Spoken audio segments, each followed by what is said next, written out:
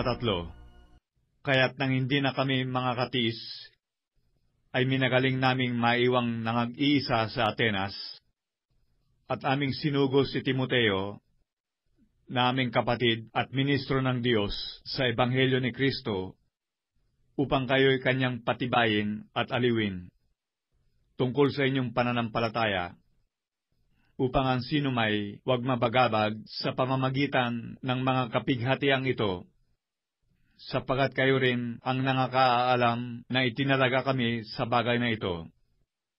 Sapagkat sa katotohanan, nang kami ay kasama ninyo, ay aming sinabi ng una sa inyo na kami ay mga babata ng kapighatian, gaya nga na nangyari, at nalalaman ninyo.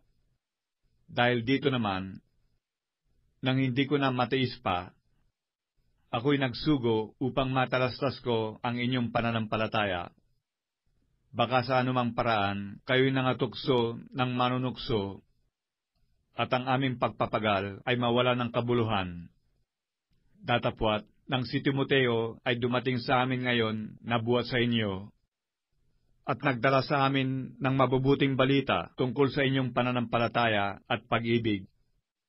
At laging kami inaalaalang mabuti ninyo, na ninanasang makita kami na gaya naman namin sa inyo.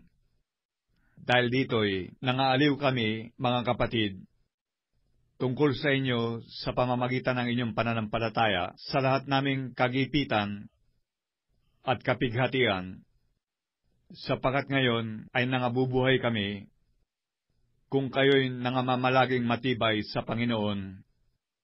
Sapagkat anungang pagpapasalamat ang aming muling maibibigay sa Diyos dahil sa inyo, dahil sa buong kagalakan na aming ikinagalak dahil sa inyo sa harapan ng aming Diyos.